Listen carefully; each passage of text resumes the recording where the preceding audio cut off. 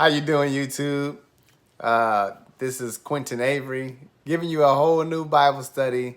The topic for tonight is what is the law?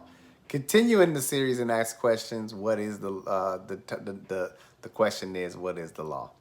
And so by definition, the definition of the law is defined as a system of rules. But to some people, it's just a whole bunch of do's and don'ts. A whole bunch of do's and don'ts that most people are not interested in, a whole bunch of do's and don'ts that people are not interested in studying, and particularly not interested in following. So, if you've ever been to the church or the house of worship, you've heard this quote, or you've heard someone say, "We are not under the law. We are not under the law. We are under grace." This refers to a time in history, a dispensation where one has moved from a time of law to a time of grace. And this scripture or this statement can be backed up by scripture in Romans 6 and 14. And I quote, "For sin shall no longer be your master because you are not under law, but under grace." I ask you, what law is Paul talking about when he says, "For sin shall no longer be your master, because you are not under law, but under grace"? What law is it that requires you to be free from sin? Or, like the scripture says, sin shall no longer be your master, for you are not under law, but under grace. Which law is he talking about? We'll probably get to that in the second video, but as we continue with this video, a small three-letter word like law can be so complicated in the scriptures. Follow me to Exodus 25 and verse 16. Scripture reads, "Then put in the ark the tablets of the covenant law, which I will give to you." The tablets were the tablets of stone. We know them as the 10 Commandments.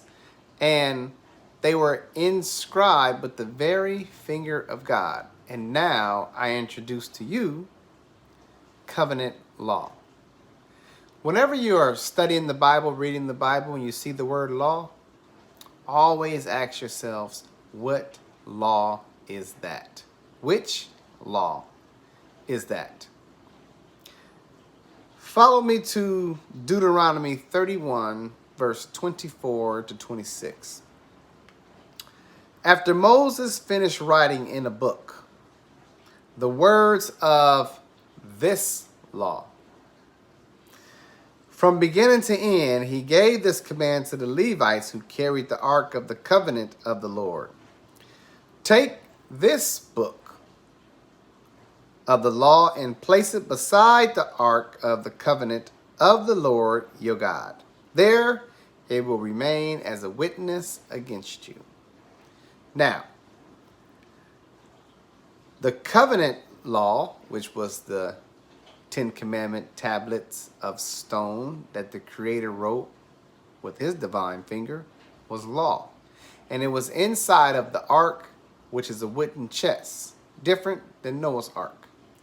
It was a wooden chest, and inside of that wooden chest, engraved with gold, they had the 10 Commandment, which is also known as covenant law, according to Exodus. Then the scripture says,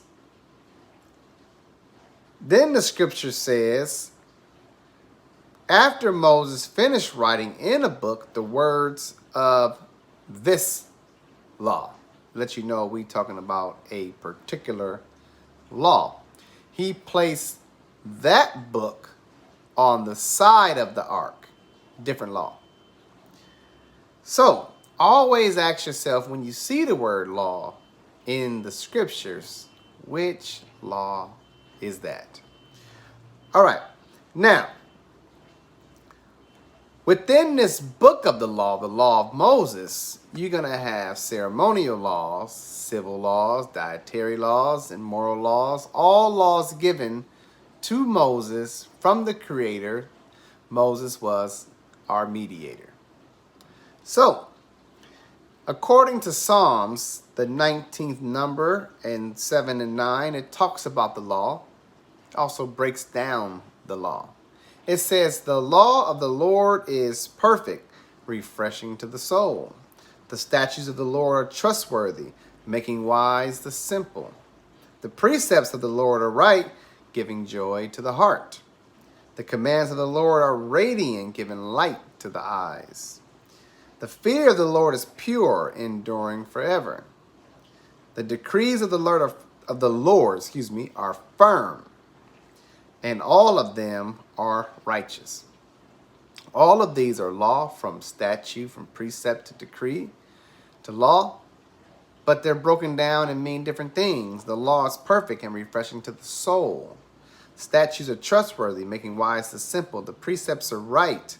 The precepts are giving joy to the heart. The commands are radiant, giving light to the eyes. Fear, pure, enduring forever. And decrees are firm, and all of them are righteous. So when we're dealing with the civil laws, the ceremonial laws, the dietary laws, and the moral laws, they're all going to be guidelines that help Israel maintain a relationship with the Most High. But it has no life-giving power. So, the laws of Moses could not save them.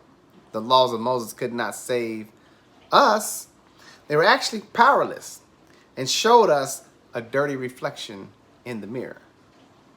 The reflection showed us that we are lost, sinful, and fallen creations in need of God's redemption. The law could never clean us up. Soap and water can clean us up, but the law can never clean us up.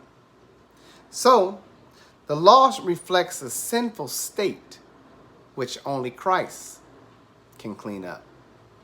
Now, Paul calls this law a schoolmaster, according to Galatians 3:24 in your King James Version. Let's read it. It says, wherefore the law was our schoolmaster to bring us on to Christ, that we might be justified by faith. Schoolmaster.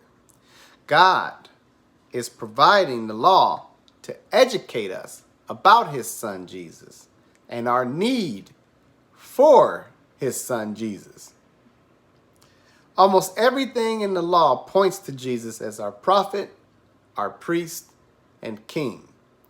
From the feast to the fast, from the ceremonies to the sacrifice to the priesthood, even the tabernacles are all tutors that teach us about Yahshua the Messiah or Jesus.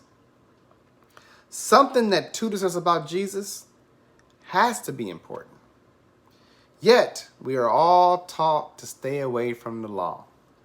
Something that educates us about Jesus has to be or has to have value. Yet, among the Christian community, very little know much about the law. That's all I have for today. Stay tuned for the part 2 of the law. Have a good evening.